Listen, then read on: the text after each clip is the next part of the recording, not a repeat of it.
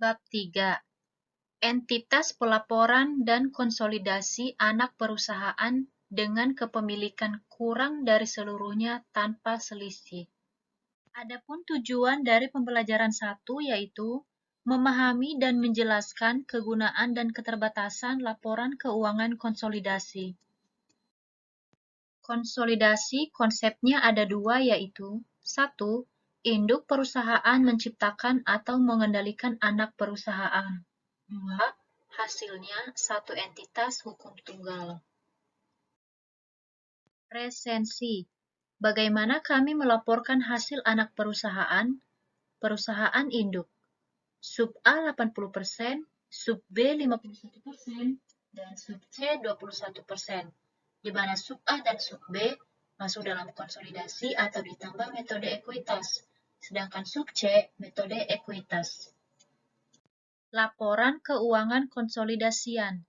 Laporan keuangan konsolidasian menyajikan posisi keuangan dan hasil operasi untuk 1. Induk atau entitas pengendalian dan 2.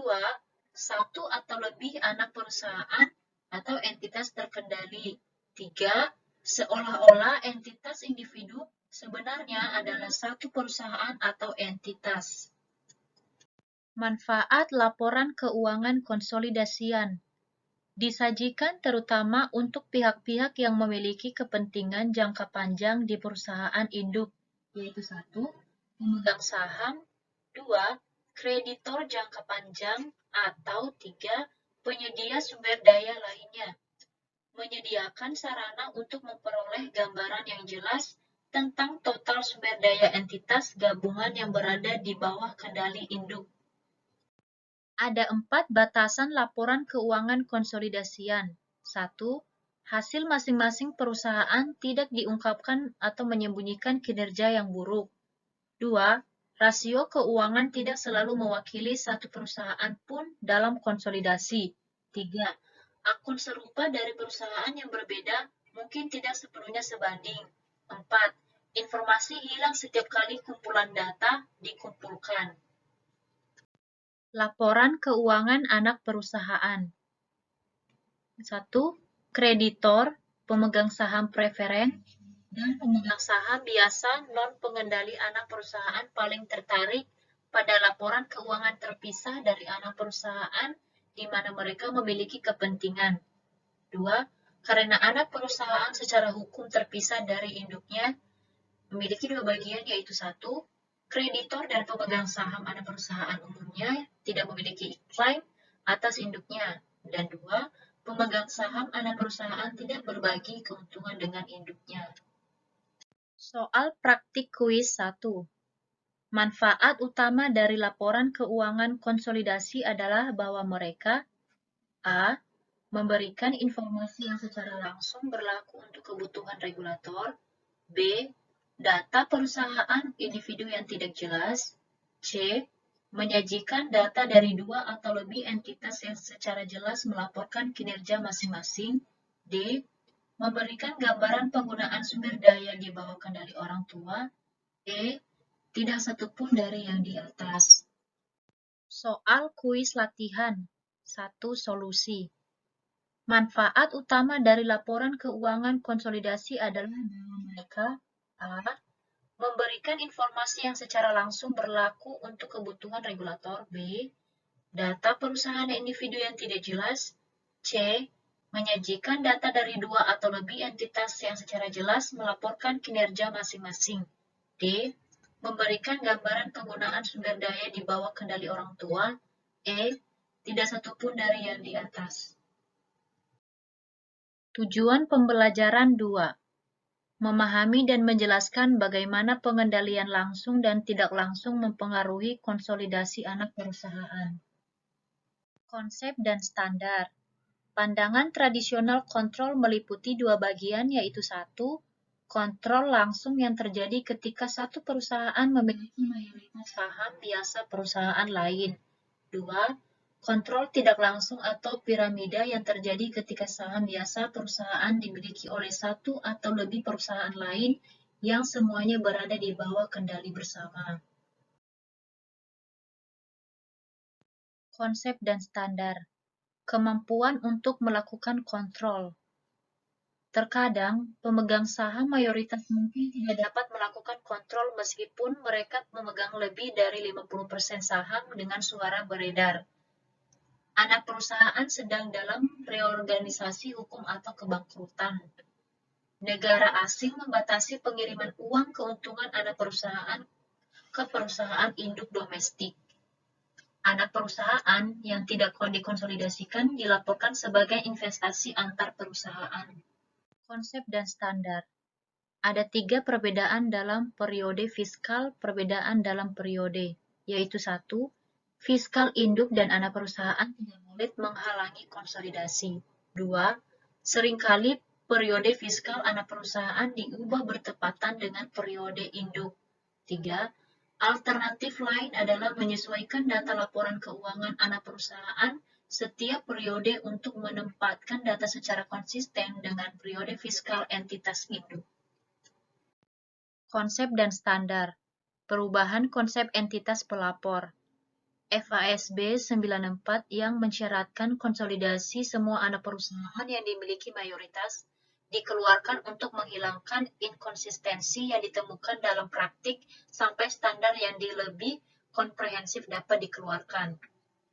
Penyelesaian proyek konsolidasi FASB telah terhambat oleh antara lain masalah yang berkaitan dengan kontrol dan entitas pelapor. Konsep dan standar. FASB telah berusaha untuk bergerak menuju persyaratan konsolidasi untuk entitas di bawah kendali yang efektif. Kemampuan untuk mengarahkan kebijakan entitas lain meskipun kepemilikan mayoritas kurang. Meskipun FASB 141R menunjukkan bahwa kontrol dapat dicapai tanpa kepemilikan mayoritas, kebijakan konsolidasi yang komprehensif belum tercapai. Konsep dan standar. Mendefinisikan entitas akuntansi akan membantu menyelesaikan masalah kapan harus menyiapkan laporan keuangan konsolidasi dan entitas apa yang harus dimasukkan. FASB 160 hanya berurusan dengan isu-isu tertentu yang terkait dengan laporan keuangan konsolidasi, meninggalkan kebijakan konsolidasi yang komprehensif sampai lain waktu. Soal praktik kuis 2. P memiliki 60% dari X dan 75% dari Y. Jika X dan Y bersama-sama memiliki 100% Z, dalam keadaan apa P tidak akan dianggap mengendalikan Z? A. Z adalah bank. B. Produk Z sebagian besar dijual di luar negeri. C. Z saat ini dalam bab 2 kebangkrutan.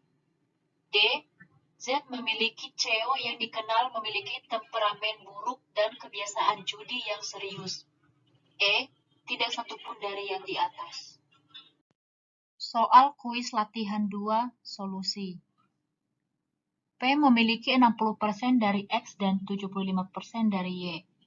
Jika X dan Y bersama-sama memiliki 100% Z, dalam keadaan apa P tidak akan dianggap mengendalikan Z? A. Z adalah bank. B. Produk Z sebagian besar dijual di luar negeri. C. Z saat ini dalam bab 2 kebangkrutan. D. Z memiliki CEO yang dikenal memiliki temperamen buruk dan kebiasaan judi yang serius. E. Tidak satupun dari yang di atas. Memahami dan menjelaskan aturan-aturan terkait konsolidasi entitas dengan interes variabel. Kebangkitan dan kejatuhan Enron. Siaran Selasa 16 Oktober 2001, Enron melaporkan biaya tidak berulang sebesar 0,1 miliar dolar setelah pajak. Tujuan khusus entitas yaitu pertama, korporasi, perwalian atau kemitraan yang dibuat untuk tujuan tertentu. Kedua, biasanya tidak memiliki operasi substantif dan hanya digunakan untuk tujuan pembelian. Ketiga, digunakan selama beberapa dekade untuk sekuritasi aset, pembagian risiko, dan memanfaatkan undang-undang perpajakan. Entitas bunga variabel. Struktur hukum yang digunakan untuk tujuan bisnis biasanya korporasi, perwalian, atau kemitraan yang tidak memiliki investor ekuitas yang memiliki hak suara dan ikut serta dalam semua keuntungan dan kerugian entitas, dan juga tidak memiliki investor ekuitas yang memiliki hak suara dan ikut serta dalam semua keuntungan dan kerugian entitas. Entitas berketujuan khusus, yaitu pertama, kumpulkan aktivitas peripheral dan lakukan oleh teman yang mandiri dan mendekat. Contoh, memperoleh pembiayaan untuk suatu proyek. Kedua, mengemas piutang dan menjualnya kepada pihak ketiga. Tujuan Enron yaitu memindahkan kewajiban dari neraca dan persyaratan yang menguntungkan untuk beberapa transaksi. Raptor didirikan oleh Enron CFO untuk menyediakan pembeli cepat untuk aset Enron. Opsi pertama, temukan pihak ketiga yang bonafit. Opsi kedua, buat SPE untuk mengambil sisi lain dari transaksi. Sumber dari pembiayaannya yaitu 97% lembaga sponsor, 3 pihak ketiga.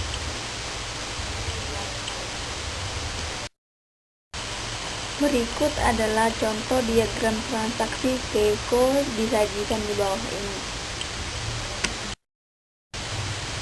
Ada juga dampak Raptor pada penghasilan, ada 1/4 pendapatan Raptor dan dampak Raptor.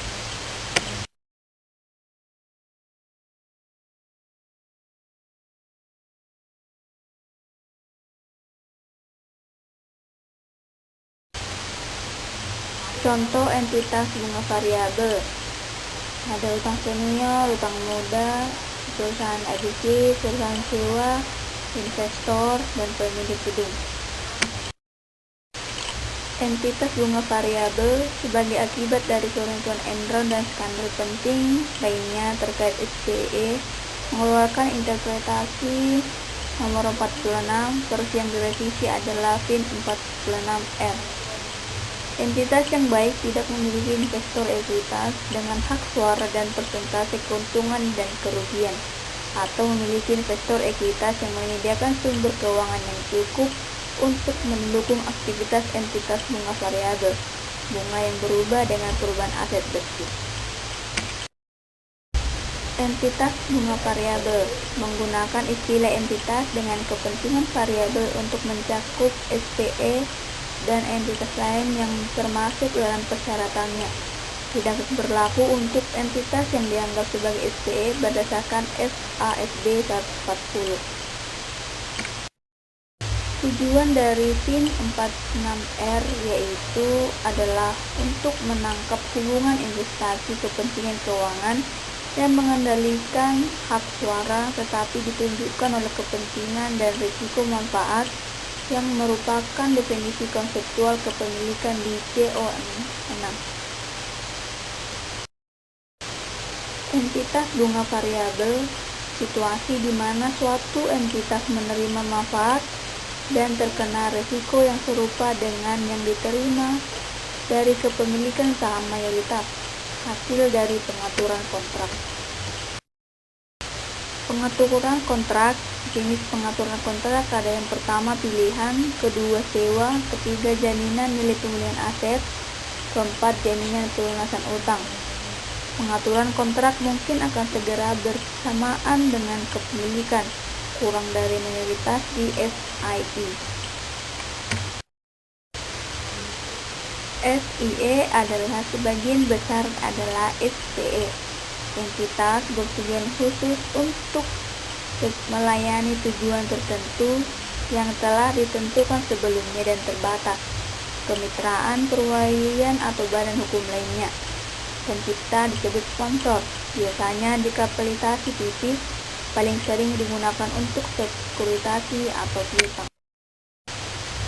SIE minat variabel potensial. Minat variabel potensial pinjaman subordinasi ke SIE. Kepentingan ekuitas dalam SIE atau 50% atau kurang. Jaminan kepada pembeli pinjaman atau pemegang ekuitas. dikurangi risiko sebenarnya dari pihak-pihak ini.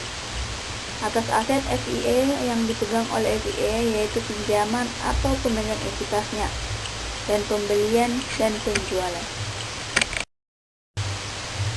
Latihan kelompok 1, konsolidasi atau tidak. Parts dan Red mantan kepala R dan D Parts membentuk CD Inc. yang akan melakukan penelitian dan pengembangan. CD menerbitkan 10.000 lembar saham biasa kepada Urs yang sekarang menjadi presiden CD. Parts meminjamkan 800.000 kepada CD untuk modal kerja awal dengan imbalan wesel tagih yang dapat dikonversi sesuka hati menjadi 100.000 lembar saham biasa CD. Parts juga memberi CD batu premi sebesar $1 juta.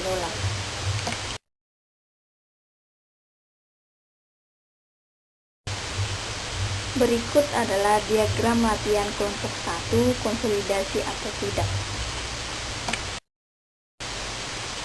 Latihan kelompok 1 yaitu solusi latihan. Pertama, persyaratan. Apakah konsolidasi sesuai? Dikatakan konsolidasi sesuai jika memiliki opsi yang dapat dieksekusi sesuka hati. Parts memiliki potensi eksklusif untuk mengendalikan CD. Secara substansi diragukan bahwa CD akan membuat keputusan yang tidak sesuai dengan keinginan Parts, karena Parts akan segera menggunakan opsi tersebut.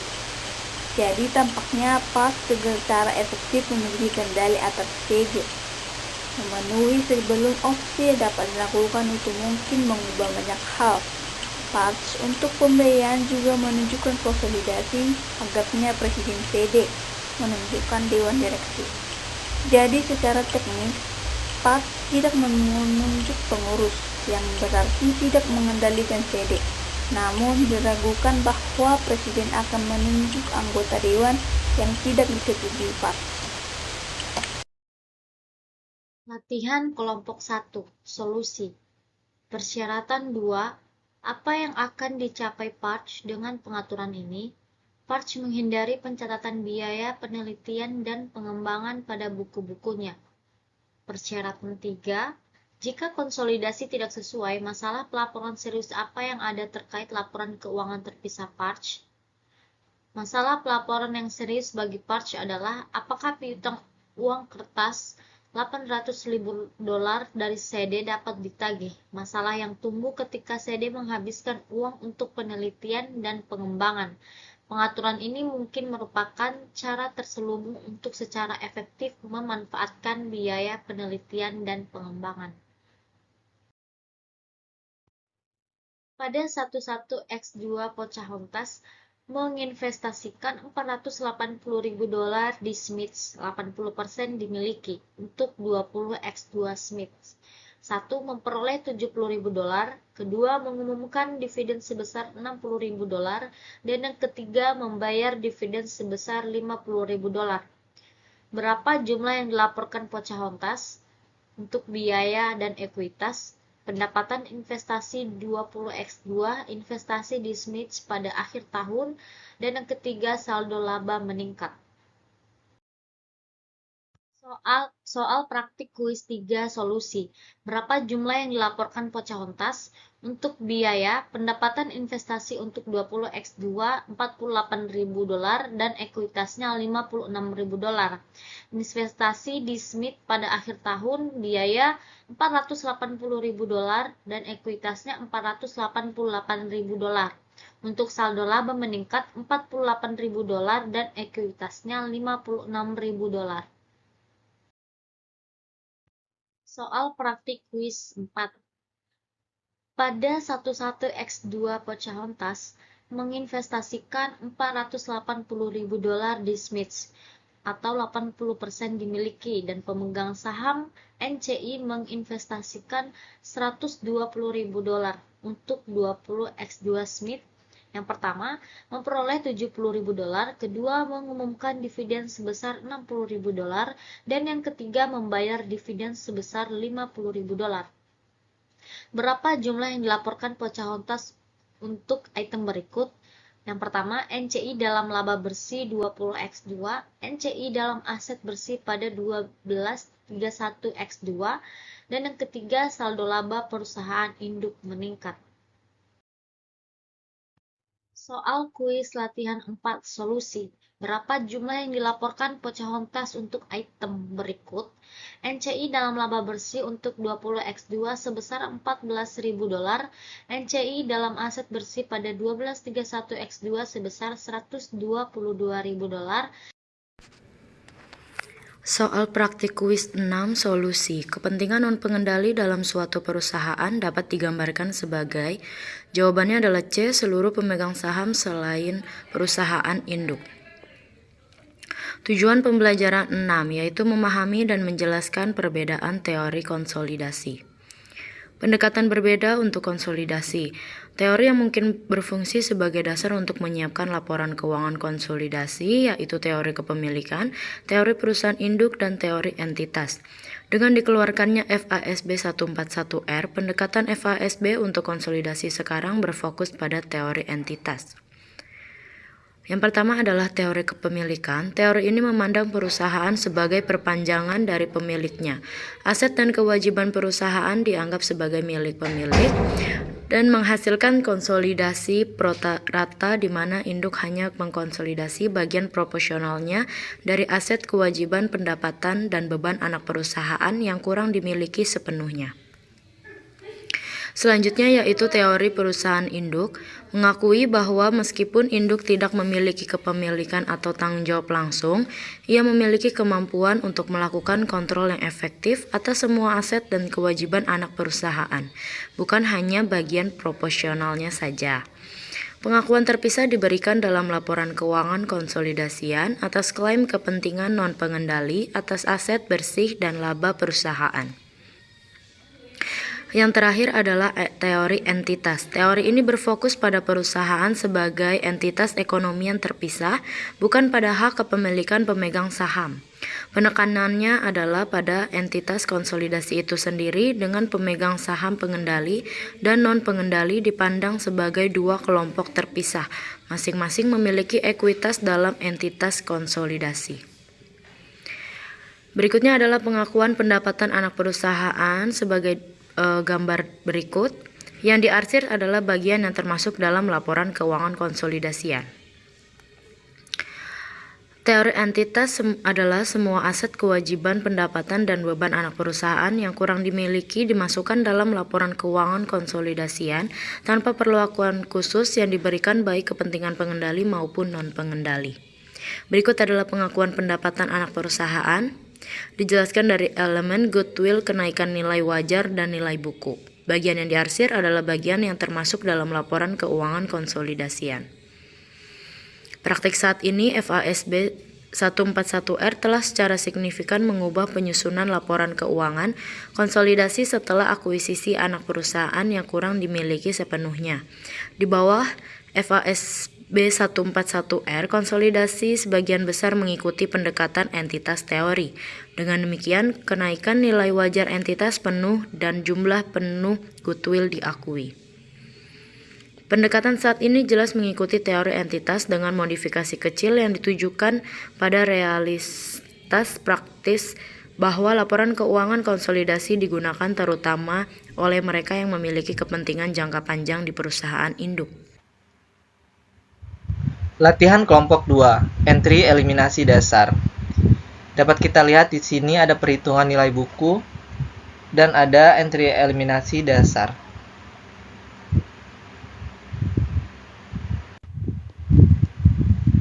Siapkan lembar kerja konsolidasi untuk yang kurang dari dimiliki sepenuhnya konsolidasi. Konsolidasi lebih kecil sub sepenuhnya dimiliki. Lembar kerja dimodifikasi ketika induk memiliki kurang dari 100% anak perusahaan.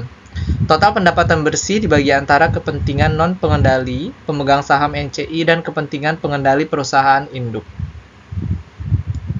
Dan berikut laporan keuangannya dapat kita lihat. Latihan soal 9. Perbedaan utama dalam lembar kerja saat mengkonsolidasi anak perusahaan yang kurang dimiliki sepenuhnya adalah A. Hanya persen induknya yang dikonsolidasikan. B. Kolom tambahan ditambahkan untuk membagi anak perusahaan menjadi 2 atau lebih. C. Baris ekstra ditambahkan untuk membagi laba bersih dan aset bersih sub antara induk dan pemegang saham NCI. D. Tidak ada pendapatan.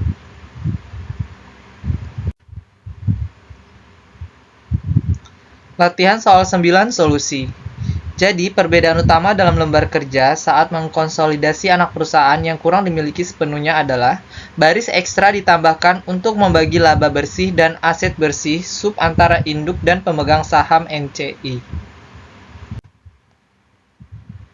Latihan kelompok 3, konsolidasi kurang dari 100%. Dapat kita lihat di sini ada laporan keuangan. Dapat diasumsikan Pinkett hanya membeli 90% saham Smith. Jadi diperlukan siapkan analisis investasi untuk 20x8. Persiapkan semua entry konsolidasi per 12/31/x8. Siapkan lembar kerja konsolidasi pada 12/31/x8. Solusi perhitungan nilai buku dapat kita lihat di sini.